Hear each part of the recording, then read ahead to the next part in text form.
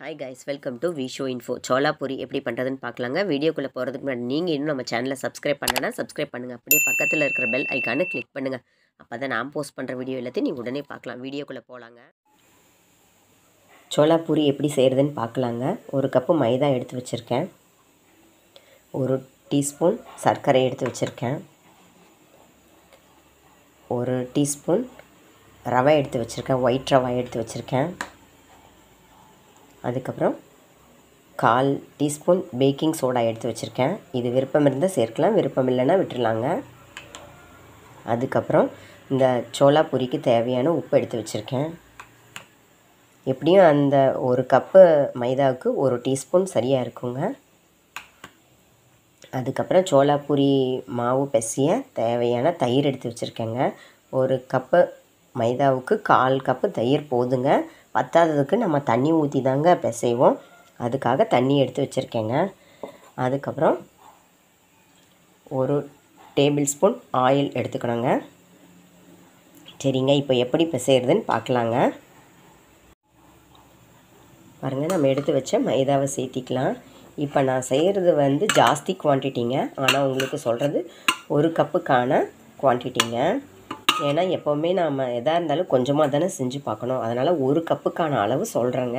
நீங்கள் ஜாஸ்தியாக செஞ்சிங்கன்னா அதுக்கு தகுந்த மாதிரி மிச்சம் எல்லா சாமான்களையும் சேர்த்திக்கோங்க. அதுக்கப்புறம் சர்க்கரையை சேர்த்திக்கலாம். ரவை, தேவையான உப்பு, அப்புறம் பேக்கிங் சோடா,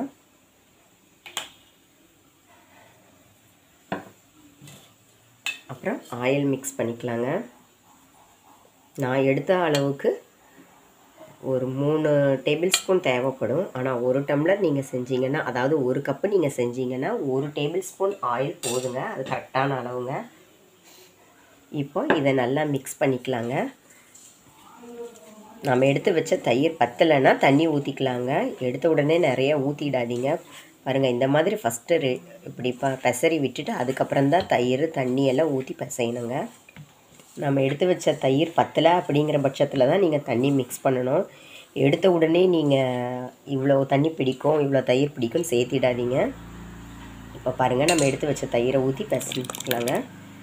அந்த தயிரை கூட நான் ஃபுல்லாக ஊற்றலை, ஒரு 1/2 கப்பு ஊற்றிருக்கேன். அதுக்கப்புறம் மறுபடியும் ஒரு 1/2 கப்பு இப்போ ஊற்றுறேங்க.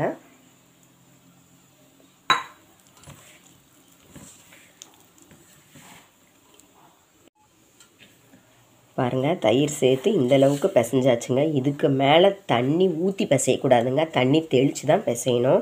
ஏன்னா பூரி மாவுன்னா எப்போவுமே உங்களுக்கு நல்லா டைட்டாக இருந்தால் தான் பூரி செம்மையாக வருங்க.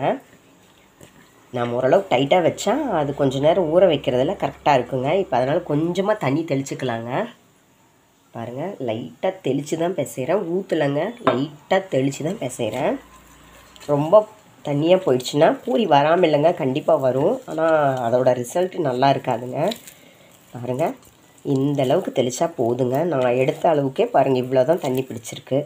நீங்கள் இப்போ 1 கப்பு செய்கிறீங்க அப்படிங்கும்போது கேர்ஃபுல்லாக செய்யணுங்க. தண்ணியாக போச்சுன்னா நம்மளோட பூரி சூப்பராக வராதுங்க. நல்லா உப்பலாக ஹோட்டல்லலாம் சாப்பிடுவோம் பார்த்தீங்களா, சோளா பூரின்னா செமையாக இருக்கும். அது நல்லா உப்பி வர்றதுலேயே நமக்கு சாப்பிடணும்னு தோணும் இல்லைங்களா.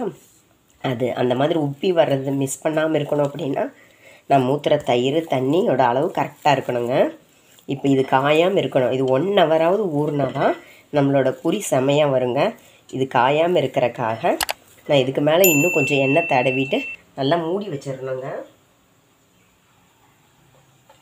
பாருங்கள், இன்னும் கொஞ்சம் எண்ணெய் சேர்த்தி இப்படி மேலே கோட் பண்ணிவிட்டு இது நல்லா 1 ஹவர் ஊற வச்சிடலாங்க. அப்போ தான் நம்மளோட பூரி செமையாக வரும். 1 ஹவர் கழித்து பார்க்கலாங்க. பாருங்கள், இந்த அளவுக்கு இருக்கணும். 1 ஹவர் கழித்து பார்க்கும்போது இன்னும் சூப்பராக இருக்கும். 1 ஹவர் கழித்து பார்க்கலாங்க. பாருங்கள், சோளா பூரிக்கு நம்ம பிசைஞ்சு வச்ச மாவு 1 ஹவர்னு சொன்னேன். அது 2 ஹவர்ஸ் எனக்கு வேறு வேலை இருந்ததுனால 2 ஹவர்ஸ் கிட்டத்தட்ட ஊறி இருக்குங்க. அதனால் ஒன்றும் தப்பில்லைங்க. இன்னும் நல்லா சூப்பராகவே வரும். இப்போ பூரியாக தேய்ச்சிட்டு எப்படி பொரிக்கிறதுன்னு காமிக்கிறேங்க. பாருங்கள், சோளா பூரிக்கு நான் தேய்ச்சி வச்சுட்டேங்க. இந்தளவுக்கு திக்காக இருக்கணுங்க. அப்புறம் நிறைய நம்ம தேய்ச்சி வச்சுட்டு பொரித்தோம்னா ஹோட்டலில் கொடுக்குற மாதிரி சோளா பூரி நல்லா பெருசாக உப்பி வராதுங்க. ஓரளவுக்கு நீங்கள் ரெடி பண்ண உடனே டக்குன்னு அந்த ஈரம் காயறக்குள்ளே செய்யணுங்க. அப்போ தான் சோளா பூரி நல்லா பெருசாக வருங்க. இப்போ எப்படி பொரிக்கிறதுன்னு பார்க்கலாங்க. பாருங்கள், ஒரு பேனில் நான் எண்ணெய் ஊற்றி வச்சுருக்கேன். எண்ணெய் நல்லா காஞ்சிருச்சு. அதை செக் பண்ணிக்கலாம் எதுக்கும் கரெக்டாக இருக்கா அப்படின்னு. பாருங்கள், நம்மளோட பூரிக்கான எண்ணெய் நல்லா காஞ்சிருச்சு. இப்போ நாம் நல்லா போட்டு எடுத்துக்கலாங்க. ஓரளவுக்கு ஹையில் வச்சா தான் பூரி நல்லா உப்பும். அதனால் முடிஞ்ச வரைக்கும் ஹையிலேயே வச்சுக்கோங்க. இப்போ பூரி பொரித்து எடுத்துக்கலாங்க. ஹோட்டலில் எல்லாம் பெரிய கடாய் நிறையா எண்ணெயெல்லாம் ஊற்றுவாங்க. நம்ம வீட்டில் வந்து நமக்கு எது கம்ஃபர்டபுளோ அதுக்கு தகுந்த மாதிரி பார்த்துக்கலாங்க. பெரியவங்களுக்கு இதே பெருசு. இன்னும் சின்ன குழந்தைங்களுக்கு செஞ்சு தரும்போது மினி பூரி மாதிரியும் செஞ்சு தரலாங்க. இதை ஒரு பிளேட்டுக்கு மாற்றினதுக்கப்புறம் காமிக்கிறேங்க. பாருங்கள், குழந்தைங்களுக்கு செய்யும்போது என்னதான் சோளா பூரின்னா கூட நாம் இந்த மாதிரி குட்டியாக செஞ்சு தந்தோம்னா அந்த குழந்தைங்களுக்கு ரொம்ப பிடிக்குங்க. டிஃப்ரெண்ட்டாக இருக்கும். குட்டி குட்டியாக அவங்க 4-5 சாப்பிட்ட மாதிரி அவங்க ஒரு 10 கூட சாப்பிட்லாம். அவங்களுக்கு 10 சாப்பிட்டுட்டேன் அப்படின்னு பெருமையாக வேறு சொல்லிக்குவாங்க. குழந்தைங்களுக்கு அப்படிங்கும்போது நீங்கள் இந்த மாதிரி சின்னதாக கூட கொடுத்து பாருங்கள். சூப்பராக இருக்குங்க. பாருங்கள், சூப்பராக செம்மையாக நம்மளோட சோளா பூரி அருமையாக ரெடி ஆகிடுச்சுங்க. பாருங்கள், கொஞ்சம் கூட எண்ணெயே இல்லை. அந்த மாதிரி இருக்கிறதுக்கு காரணம் நான் சொன்ன மெஷர்மெண்ட்டு தாங்க. நீங்களும் அதே மாதிரி கரெக்டாக பிசைஞ்சு வச்சிங்கன்னா இந்த மாதிரி எண்ணெயே குடிக்காதுங்க. பெரியவங்களுக்கு இந்த மாதிரியும் சின்ன குழந்தைங்களுக்கு இந்த மாதிரியும் கொடுத்தா அவங்க ஒரு ஆசையாக சாப்பிடுவாங்க. நல்லா இருக்குங்க. நான் 1 டம்ளருக்கான அளவு தாங்க சொல்கிறேன். ஆனால் நான் காமிச்சது வந்து ஜாஸ்தி அளவு. என்னடா வித்தியாசமாக இருக்குதுன்னு நினைக்காதீங்க. நீங்கள் செய்யும்போது கம்மியாக தானே செஞ்சு பார்க்கணும் ஃபஸ்ட்டு. அதனால் நான் 1 டம்ளருக்கான அளவு சொல்லியிருக்கேன். ஆனால் இப்போ நான் செஞ்சது வந்து அதை விட ஜாஸ்தி அளவுங்க. இது கூட நம்ம சென்னா மசாலா சாப்பிட்டா சூப்பராக இருக்குங்க. ஏன்னா சோளா பூரி சென்னா மசாலா, பூரி சென்னா மசாலான்னா அதை பிடிக்காதவங்க யாருமே இருக்க மாட்டாங்க. அது கூட சாப்பிட்டா இன்னும் செமையாக இருக்குங்க. பாருங்கள், அது ரெடி பண்ணியாச்சு. இது கூட பாருங்கள், இந்த மாதிரி மேலே ஆனியன் தூவிக்கணும். அதுக்கப்புறம் லெமன் பிழிஞ்சுக்கணுங்க. இந்த மாதிரி சாப்பிட்டா செமையாக சூப்பராக இருக்குங்க. நீங்களும் ட்ரை பண்ணி பாருங்கள். அட்டகாசமாக இருக்குங்க. இனிமேல் ஹோட்டலுக்கு தான் போய் சோளா பூரி சாப்பிடணும்னு அவசியமே இல்லைங்க. வீட்டில் இருக்கிற இன்க்ரீடியன்ஸை வச்சு நாமளே சூப்பராக செமையாக ரெடி பண்ணிக்கலாங்க.